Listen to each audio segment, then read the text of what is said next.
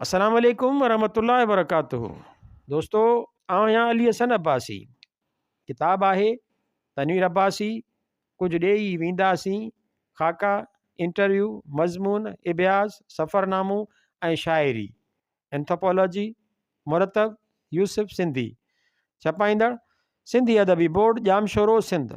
छापो पहिरियों, साल 2012 ईस्वी। तनवीर अब्बासी, शख़्सियत ऐं फ़न। डॉक्टर तनवीर अब्बासीअ जे शाइरीअ में जिते फितरत जो रंग, ॿोलीअ जी हुस्नाकी, रवानी ऐं ग़नायत मौजूदु आहे, उते हिन सादी ऐं सलूणी निज ऐं दिलि खे वणंदड़ ॿोली कमु आणे पाण खे सिंधी ॿोलीअ जे आला मयार वारनि नसर निगारनि में जे सफ़ में बि बीहारे छॾियो आहे। संदसि मयारी नसर नवेसीअ में बि इहे सभु ख़ूबियूं ऐं ख़ुशूसियतूं नज़र अचनि थियूं, जंहिंजे करे खेसि सिंधी ॿोलीअ जो बहितरीनु नसर निगार, नक़ाद, मुहक़िक़, तजिए निगार, हक़ीक़त शनास, वाक़िया निगारीअ जो माहिर, नसर नवीस ऐं आला मयार जो लतीफ़ शनास ऐं सचल शनास चई सघिजे थो। Doctor Ghulam Ali Alana. अखिड़ियूं मेघ मल्हार, ग़ुलाम रब्बानी आगरो। हिन जहान जी का बि हक़ीक़त उन जे पस मंज़र मालूम करण खां सवाइ सम्झी नथी सघिजे, सो मुनासिबु आहे त तनवीर जे बारे में पंहिंजा तासरात बयानु करण खां अॻु मां संदसि नंढपण जो कुझु ज़िक्र करियां ऐं पोइ ॿुधायां त असांजी दोस्ती किथे शुरू थी ऐं कीअं संदसि दमे हयात ताईं क़ाइमु रही। मूं खेसि हिकु दानिश्वर ऐं दिलनवाज़ दोस्त जी हैसियत में कीअं ॾिठो। मुंहिंजे ख़्याल मूजिबि माण्हूअ जी शख़्सियत जो बुनियादी ख़ाको नंढपण में ई तामीर थी वञे थो। अलबत नंढपण जो ज़मानो केतिरो शुमारु कजे, उहा वीचार जोगी ॻाल्हि आहे। वक़्तु गुज़रण सां माण्हूअ जी शख़्सियत जी इमारत फर्नीचर सां सिंगारिजे थी, वग़ैरह वग़ैरह। ॿियनि लफ़्ज़नि में हीअं खणी चइजे त माण्हूअ जे ज़हन ते नंढपण में जेकी पाछा पवनि था, तन जा असर मथसि दाइमी रहनि था। ॻाल्हि खे चिटो करण लाइ हिते 2-3 मिसाल ॾियां थो। नंबर 1, चवनि था त विलायत में हिकु औरत पंहिंजे मुल्क जे कंहिं साइंसदान खां ॾाढी मुतासिर हुई। ॿार ॼायसि ऐं 6 महीननि जो थियो त वॾी हुब सां वटसि खणी वेई, चयाईंसि त साईं, इहा तव्हांखे ख़बर आहे त मूंखे अव्हां सां केॾी न अक़ीदत आहे। मुंहिंजी आस आहे त हीउ बचिड़ो अव्हां जी निगरानीअ में पलिजी वॾो थिए त शाल हू बि अव्हां जहिड़ो थिए। उन ई उमेद सां अव्हां वटि सवाली थी आई आहियां। साइंसदान कमाल हमदर्दीअ सां जवाबु ॾिनुसि त अमड़, तो ॿारड़े खे मूं वटि आणण में ॾाढी देरि कई। 6 महीना वॾो अरसो आहे। नंबर 2, क़ाइद आज़म मोहम्मद अली जिन्ना हयातीअ जे पोयनि ॾींहंनि में आबहवा मटाइण लाइ पंहिंजी भेण मोहतरमा फातिमा जिन्ना सां गॾु ज़ियारत में रेज़िडेंसीअ में टिकियल हो। डिघीअ बीमारीअ करे कमज़ोर थी वियो हो। हिकु ॾींहुं पंहिंजी शख़्सी डॉक्टर कर्नल इलाही बख़्श खां पुछियाईं त मां पूरी ऐं मिर्चनि जी चटणी खाई सघां थो। डॉक्टर अदब सां जवाबु ॾिनुसि त साईं हाओ, पर फ़क़ति हिकु अधु दफ़ो। घणा साल पोइ जॾहिं मोहतरमा फातिमा जिन्ना क़ाइद आज़म जी लाइफ लिखण जो कमु मरहूम जे जी अलाना खे सौंपियो, तॾहिं खेसि हिकु सवाल जे जवाब में ॿुधायईं त असां नंढपण में पूरी वॾे शौक़ सां खाईंदा हुआसीं। मिर्चनि जी चटणी त रोज़ु घर में ठहंदी हुई। नंबर 3, जोए साहब मूंसां ॻाल्हि कई त पीर साईं हसामुद्दीन राशिदी पंहिंजनि पोयनि ॾींहंनि में बाज़े बीमारीअ जे ज़ोर करे बेख़यालीअ में हिकु नालो खणी खेसि मदद लाइ सॾु कंदो हो, लेकिन उहो नालो ॾाढो ग़ैर मानूस हो। बाद में वञी पतो पियो त उहो संदसि ख़ानदान जे हिकु नौकर जो नालो हो, जेको पीर साहिब खे नंढपण में हंज में खणी घुमाईंदो हो।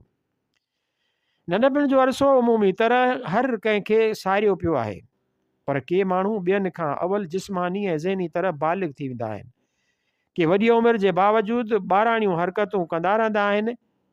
मशरिक़ जे सियाणे सादीअ जो मशहूरु कौल आहे, चहल साले उमिरि अज़ीज़त ते गुज़श्त, मिज़ाजे तवाज़े हाल तुफ़ले न गश्त। प्यारा, तुंहिंजी उमिरि 40 साल थी वई, पर तुंहिंजे मिज़ाज मां ॿाराइप अञा न वई। 40 सालनि जी उमिरि इंसान जे ज़हनी बलूअत जे मञियल हद आहे। बल्कि 40 सालनि में त पैगम्बरी मिलंदी आहे, हर कंहिंखे कान मिलंदी आहे। जंहिंखे ख़ुदा ॾिए, मसलन हज़रत मूसा अलैहिस्सलाम तूर सीना ते वियो बाहि खणण, पर मोटियो त पैगम्बरी वठी आयो। ॾाहा माण्हू ॿार जे नंढपण में संदसि तालीम ते तवजो ॾींदा आहिनि, तनवीर अंग्रेज़नि जे दौरे हुकूमत में ॼाओ हो। उन ज़माने में ॻोठनि में ॿार 5 सालनि जो थींदो हो त खेसि प्राइमरी स्कूल में मोकिले ॾींदा हुआ, जिते हू अलिफ बे सिखण खां पोइ 12हों दर्जो पढ़ंदो हो।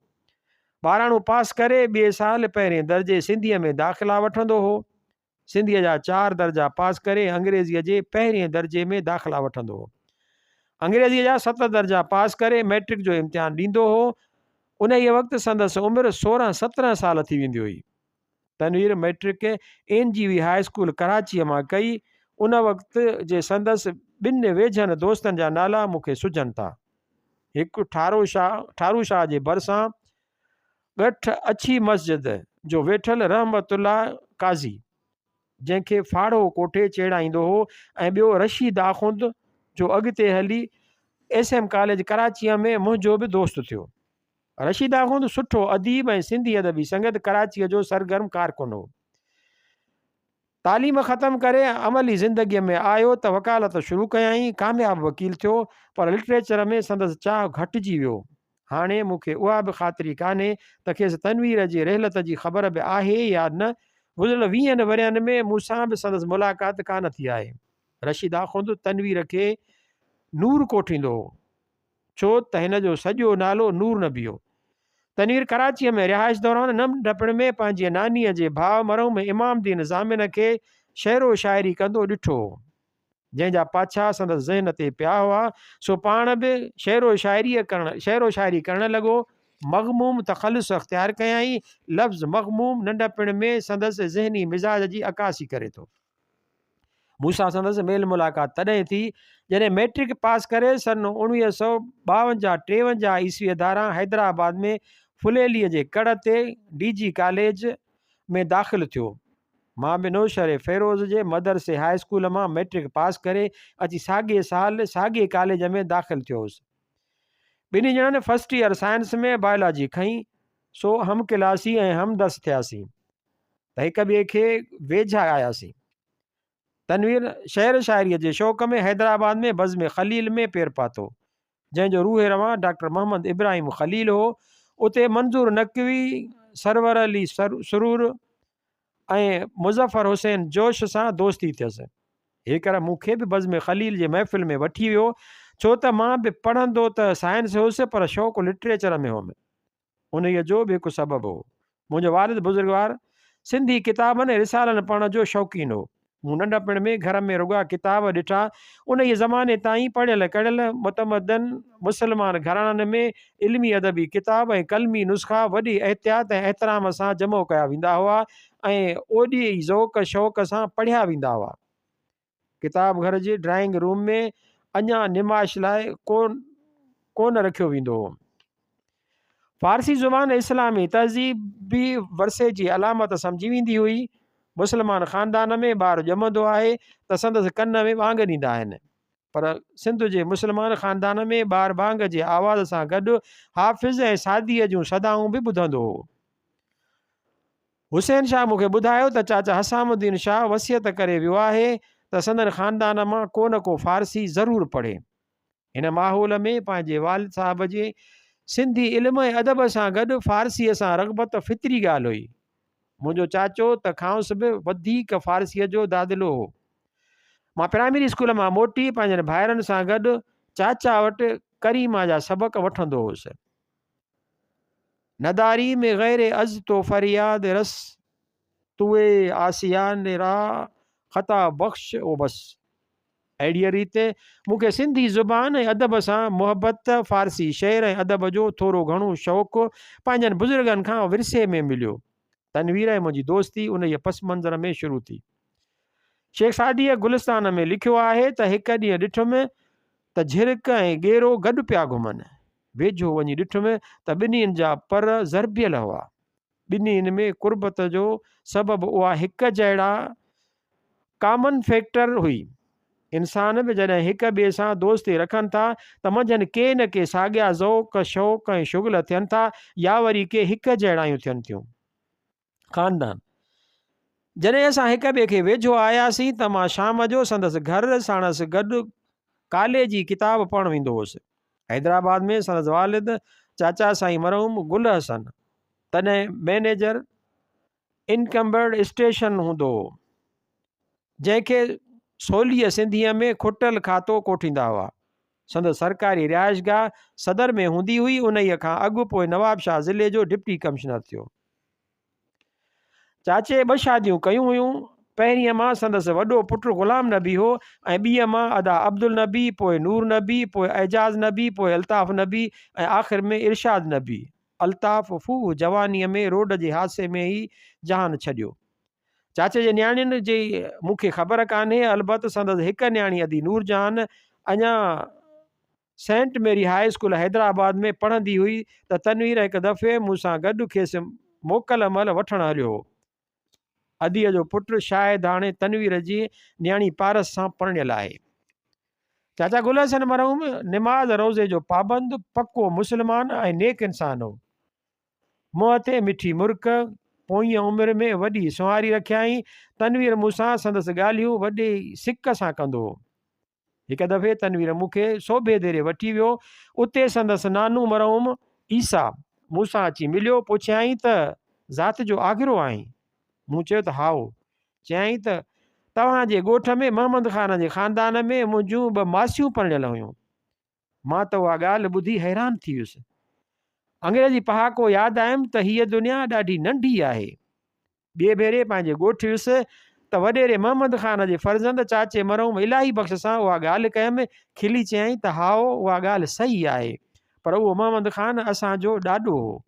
पोइ ख़बर पियमि त उन्हनि 2 ख़वातीन मां हिक जो नालो ख़ुदि मुंहिंजी घरवारीअ ते रखियलु आहे, जेका वॾे मोहम्मद ख़ान आगरे जे ख़ानदान मां आहे। कराची होटल जूं कचहरियूं। हैदराबाद में तनवीर ऐं मां राति जो 9-10 बजे पढ़ी थकबा हुआसीं त चांहि पीअण लाइ पासे में कराची होटल में वेंदा हुआसीं। होटल जे अंदरे हाल में हिते हुते मेज़ूं रखियल हूंदियूं हुयूं, जेके ठहियल त काठ जूं हूंदियूं हुयूं, पर मथनि टाप संगे मरमर जा रखियल हूंदा हुआ। हिकु मख़सूस मेज़ ते मौलाना ग़ुलाम मोहम्मद गिरामी, चाचो अयूब सरहदी, हिकु कश्मीरी जंहिंजो नालो हाणे विसरी वियो अथमि, ॾिनल शाह, सिराई उमेद अली ऐं आज़ाद बुक डिपुअ जो मालिक साईं पीर मोहम्मद शेख चौंकड़ी लायो वेठा हूंदा हुआ। कॾहिं कॾहिं शेख अली मोहम्मद बि अची साणनि शरीक थींदो हो ऐं ख़ुदि कराची होटल जो सेठ ममन साहब बि दख़ल तां उथी अची संदन गुफ़्तगूअ में शरीक थींदो हो। सभु चालीहारो वरियनि जे पेटे में हूंदा हुआ। संदन गुफ़्तगूअ जा मौज़ू मुख़्तलिफ़ हूंदा हुआ, पर कॾहिं कॾहिं इंसान जे हयाती ऐं हिन जहान में संदसि मुक़ाम बि बहस जो मौज़ू बणिबो हो। मौलाना गिरामी उन बहस में घणी सरजोशी ॾेखारींदो हो। जॾहिं महफ़िल रंग ते ईंदी हुई त तनवीर ऐं मां बि कुर्सियूं रेड़े आहिस्ते आहिस्ते संदन वेझो वञी वेहंदा हुआसीं।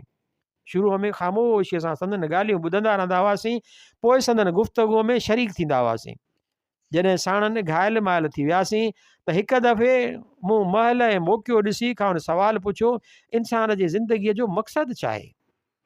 सवालु ॿुधी सभु चुप थी विया। महफ़िल में सन्नाटो छाइजी वियो। घड़ी रखी मौलाना गिरामी थोरो खंघी निड़ी साफ़ करे गुफ़्तगू शुरू कई, पर लफ़्ज़ घणा, माना ऐं मतिलबु थोरो। उन में संदसि ॾोह कोन हो, सवाल ई अहिड़ो अणाओ हो। गिरामी साहब जे गुफ़्तगूअ में अकुल जी ॻाल्हि कुल हीअ हुई त ज़िंदगी हिकु अहिड़ो किताबु आहे जंहिंजा अॻियां ऐं पोयां वर्क फाटल आहिनि। मां हैदराबाद जे फुलेली कॉलेज में तनवीर वांगुरु शेख हफ़ीज़ सां बि गहरो घाटो हुउसि।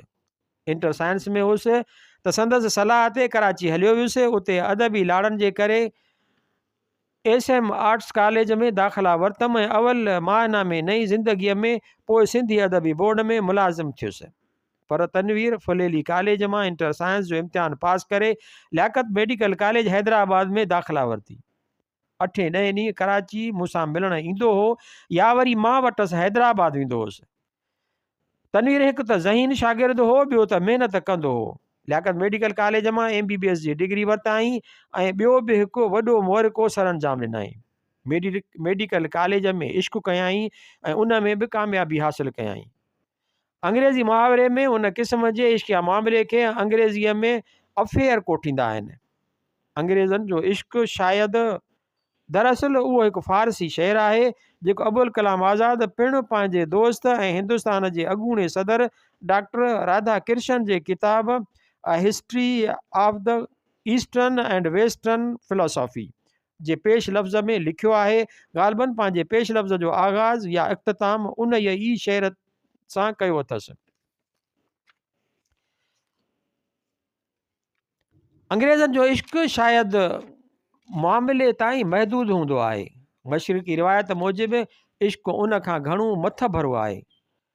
आशिक़नि जी मिटी कुदरत कंहिं ख़ासि ख़मीर मां ॻोहे थी। शाह नसीर पंहिंजे दिलि जी वारदात हिननि लफ़्ज़नि में बयानु कई आहे।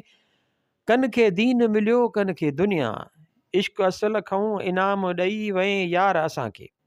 दिल्लीअ जे फ़ारसी शाइर नासिर अली शाह मतूफ़ी 12 सदी हिजरी वरी आशिक़नि जे जिगर लाइ हीअं चई वियो आहे, बनामे ख़ुदावंदे जाने आफ़रीन, जिगर हाए आशिक़े गुदाज़े आफ़रीन। शादियूं ऐं औलाद। तनवीर जी पहिरीं शादी माइटनि नंढपण में कराई हुई।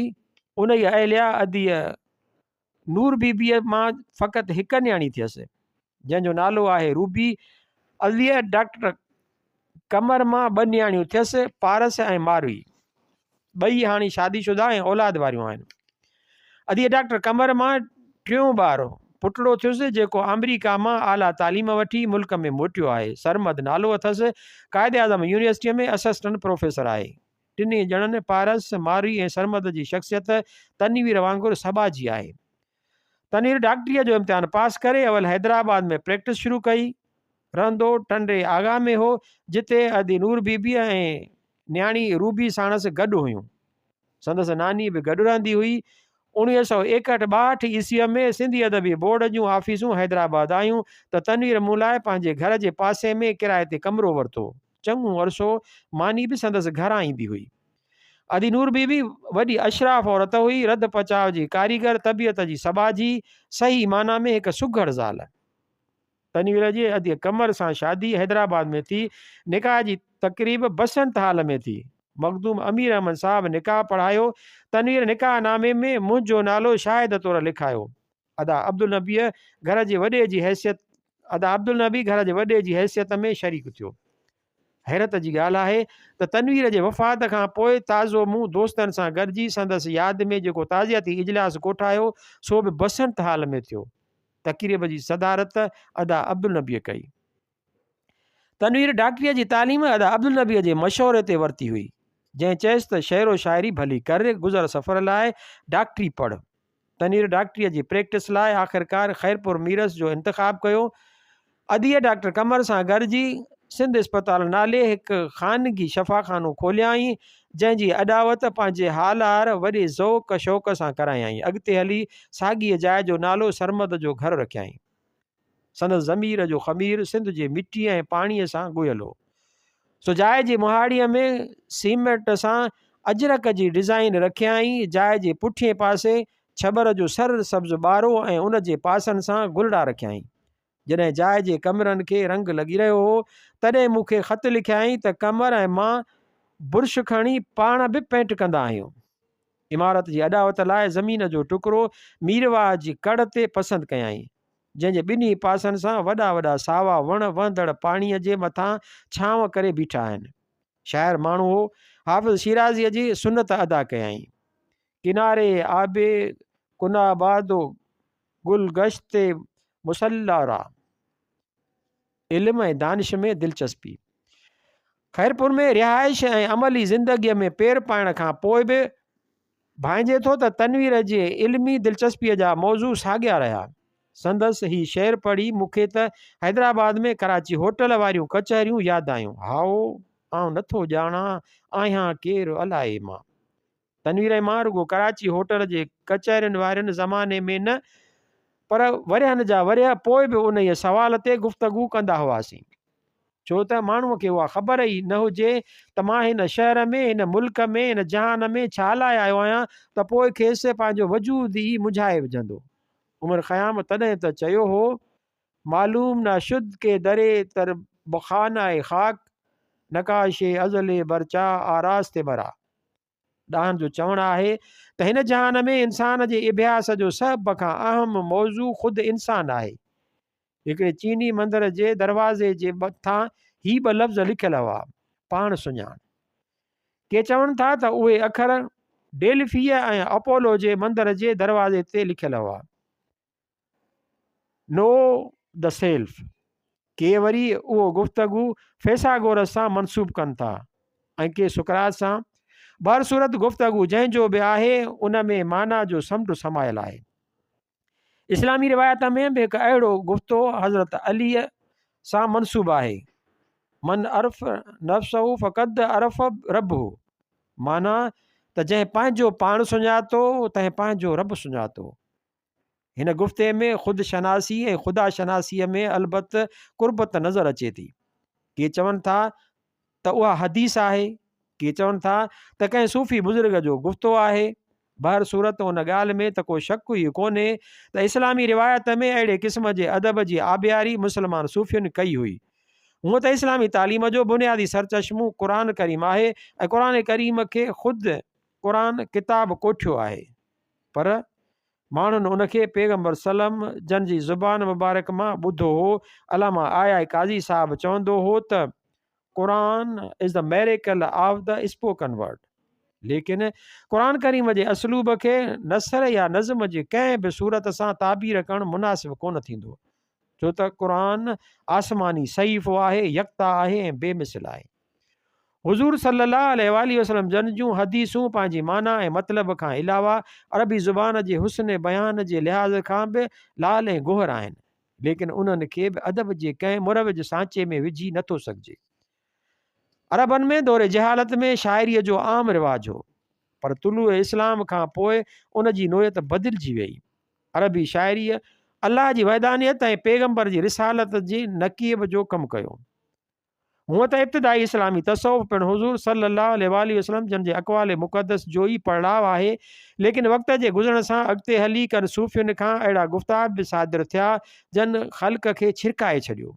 गौर सां ॾिसबो त उन्हनि गुफ़्तनि जो मुहरिक जज़्बो वरी बि उहा ई इंसान जे अंदर में पाण सुञाण वारी लोच पोछ हुई। अहिड़नि इब्तिदाई सूफ़ियुनि में बायज़ीद बिस्तामी 875 ईस्वी सरे फ़हरिस्त आहे। कंहिं ग़ैर मामूली ज़हनी कैफ़ियत में चयो हुआईं त सुबहानी आज़म शानी। ज़ाहिर में अहिड़नि क़ाबिल एतिराज़ गुफ़्तनि खे सही करार ॾियण लाइ तशरीहूं ऐं तावीलूं बि कयूं वयूं, उहे दर हक़ीक़त रूहानियत सां लबरेज़ आहिनि। मंझंदि अल्लाह जी वहदानियत जी सदा ॿुधण में अचे थी, मन नमी गोय में अनल हक़ यार में गोवी दे बगो, चूनमी गोयम मरा दिलदार में गवीद बगो। अनल हक़ जो गुफ़्तो हुसैन बिन मंसूर हलाज जी ज़ुबान मां निकितो हो ऐं उन ई दौर जे मज़हबी सियासी ऐं समाजी हलकनि में सख़्तु हैजान पैदा कयो आहे। नतीजतन हिलाज खे पंहिंजे सिर जो नज़रानो ॾियणो पियो। सिंध में शाह साईं ऐं सचल सरमस्त ॿिन्ही मंसूर खे ॻायो आहे। तनवीर ॿिन्हिनि जे राह जो पांधीअड़ो हो। हूअं बि खेसि ॿियनि अहले दिलि इंसाननि वांगुरु पाण सुञाण जो शौक़ु हो। हिकु दफ़े मां इस्लामाबाद मां कंहिं कम सां ख़ैरपुर आयुसि त सचल जो मौजूदा सजादा नशीन सूफ़ी कबूल मोहम्मद दराज़े वठी वियो।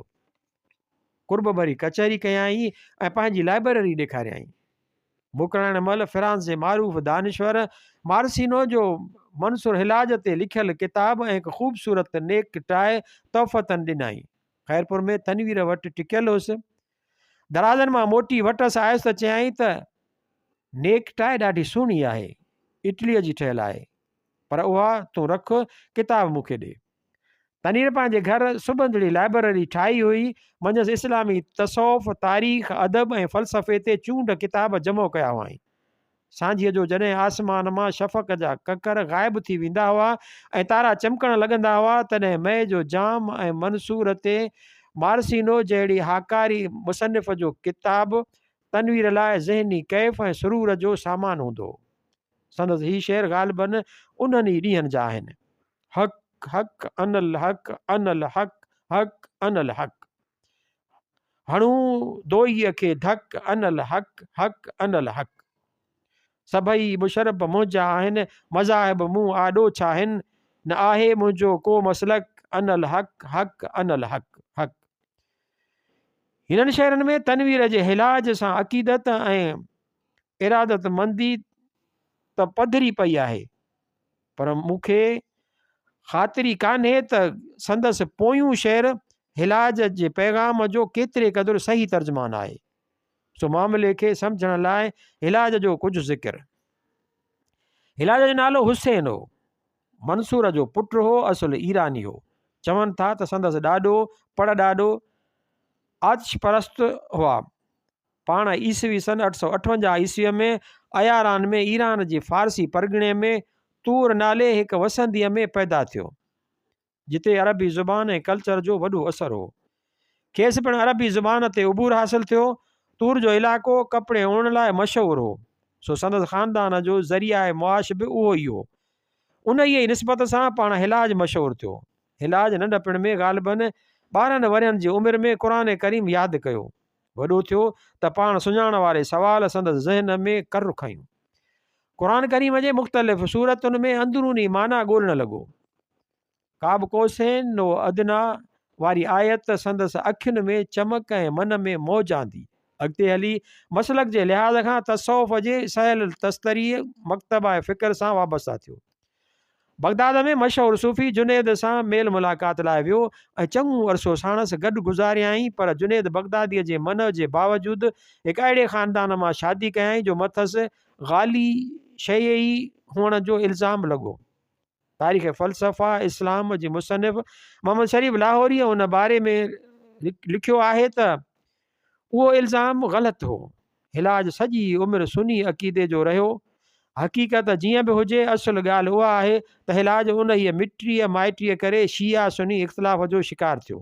धनियनि में अब्बासी ख़िलाफ़त जा वॾे में वॾा सियासी मुख़ालिफ़ अहलत शीयत हूंदा हुआ। सो हिलाज बगदाद सरकार जे अताब हेठि आयो। हू उन ई सियासी चकर में ज़हनी अज़ाब मां पाण छॾाइण लाइ हज ते हलियो वियो। सॼो साल हरम शरीफ़ में एतिकाफ़ में गुज़ारियई। उतां मोटी खुज़िस्तान आयो त सूफ़ियाना पोशाक लाइ आम माण्हुनि जो लिबास पाताई ऐं मंझंदि प्यार जो प्रचार करणु लॻो त हर को पाण में पिरी ॻोल्हे। बिलाशुबा प्यार जो प्रचार इख़्तिलाफ़नि खे ख़तमु करण जो कारगर नुस्ख़ो आहे, बशर्ते कि उहो मुयसरु साबित थिए। पर हिते थियो ईअं त शिया सुन्नी ऐं ॿियूं सभु मुख्य जमातूं हिलाज जूं मुख़ालिफ़ थी वियूं। मुतज़िला फ़िरके वारनि त खेसि दोखेबाज़ कोठियो ऐं ख़ल्क़ खे भड़कायो, पर प्यार जी प्रचार दौरान केतिरा माण्हू हिलाज जा मदाह ऐं मुतक़द बि थिया हुआ। सो हू अहिड़नि चइनि सवनि मुरीदनि ऐं मुतक़दनि सां गॾिजी वरी हज ते हलियो वियो। उतां मोटियो त हिंदुस्तान ऐं तुर्किस्तान जे सैर ते हलियो वियो। हवाले लाइ ॾिसो doctor Syed Abdullah Dairatul Maarif Islamia Lahore, shorter encyclopedia of Islam by H.R. Gibb and J.H. Kermers, Encyclopedia Britannica। जिते हिंदू मत बुद्ध मत ऐं मानी मत जे माण्हुनि सां मुलाक़ातूं कयाई। उन खां पोइ टियूं हज बि कयाई। माण्हू उमिरि जे उन ई हिसे में पहुचंदे पहुचंदे थधो थी वेंदो आहे। पर हिलाज मस्तीअ जे कैफ़ियत में हेकारी वधीक मुब्तला थी वियो। घर में काबे जो नमूनो ठाहियाई जंहिंमें इबादत कंदो हो। राति जो क़बरुनि ऐं मज़ारुनि ते वेंदो हो। ॾींहं जो बाज़ारुनि में वॾी वाक़े अहिड़ियूं ॻाल्हियूं कंदो हो जिते जे ॿुधी माण्हू छिरकी वेंदा हुआ। उन्हनि ई ॾींहंनि में अल मंसूर मस्जिद में शिबलीअ जे अॻियां अनल हक़ जो गुफ़्तगू ज़ुबान ते आंदाई। संदसि उन ई कौल फ़ैल आम माण्हुनि में ॾाढो चौबोल पैदा कयो। बगदाद में सियासी इक़्तिदार जी कशमकश उरूज ते हुई। ख़लीफ़ो अल मुक़्तदिर अञा सग़ीर हो। संदसि वज़ीर इब्नुल फ़रात हूअं त अहलियत शियत वारनि मां हो, पर हिलाज जो खुलियो दुश्मन हो। हिलाज पाण बचाइण लाइ सोस शहर ॾे हलियो वियो, पर 3 सालनि खां पोइ गिरफ़्तार थी बगदाद आयो, जिते हाणे वरी सुन्नी मसलक जो हिकु वज़ीर हामिद संदसि जबरो दुश्मन हो। इलाज कनि दोस्तनि अहबाबनि जे असर सां आरज़ी तरह आज़ादु थियो, पर सुतत वरी पकड़ियो ऐं 3 ॾींहं काठ में पियो हो। उन्हनि ई ॾींहंनि में मथसि कर्मतीन सां हमदर्दी रखण जो इल्ज़ाम आए थियो, छो त हिन घर में काबो अॼु हो। कर्मती कंहिं ज़माने में काबतुल्ला मां हिजरे असवद चोराए विया हुआ। केतिरनि सालनि खां पोइ भुंग वठी मोटाए ॾिनो हुआऊं, पर असुलु ॻाल्हि उहा हुई त हू बि इस्माइली शीअनि मां हुआ ऐं बगदाद जे अब्बासी ख़िलाफ़त जा सख़्तु दुश्मन हुआ। सो हिलाज ते कर्मतीन वारे इल्ज़ाम बाहि ते पेट्रोल वारो कमु कयो। बगदाद सरकार जो गुस्सो बाहि वांगुरु भड़कण लॻो।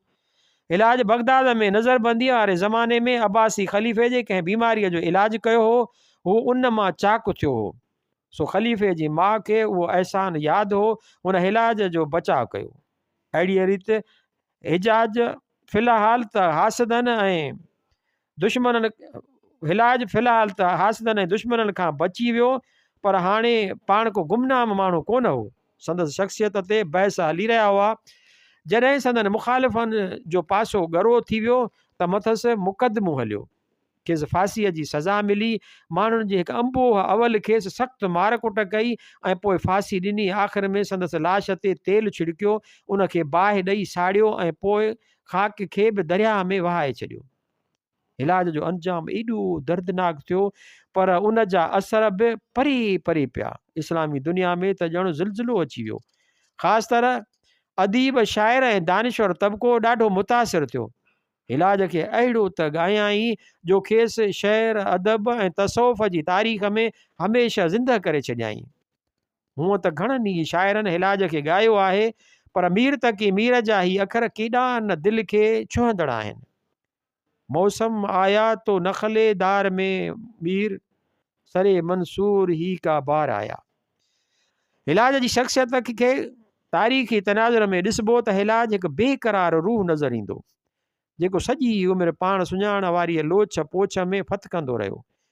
ईअं खणी चइजे त मथसि उहा ई कैफ़ियत तारी हुई जेका भिटाईअ पंहिंजे ॿाझारीअ ॿोलीअ में बयानु कई आहे। केॾां कायां करहो चोॾसि ॼटाणूं, केॾां कायां करहो चोॾसि चटाणूं, राणू ऐं राणू रीअ राणे नाहे को। भर सूरत इलाज जो क़त्लु कुद्धो कमु हो। जन बि उहो कीस कयो, तन ते क़यामत ताईं लानत ऐं मलामत वसंदी रहंदी। पर इंसानी तारीख़ जे वर्कनि ते हर हंधि शहीदनि जे खून जा रत फुड़ा आहिनि। सिंध में मखदूम बिलाल ऐं शाह इनायत शहीद जा क़त्ल केॾा न दर्दनाक आहिनि। उहे ॿई क़त्ल बुनियादी तरह सियासी सबबनि जे करे थिया हुआ। तारीख़ नवेस हाणे उन ॻाल्हि ते मुतफ़िक़ आहिनि त इलाज जो क़त्ल बि बुनियादी तरह सियासी सबबनि जे करे थियो हो। अब्बासी ख़िलाफ़त वारे ज़माने में शिया सुन्नी सियासत उरूज ते हुई। इलाज उन जो शिकार थियो।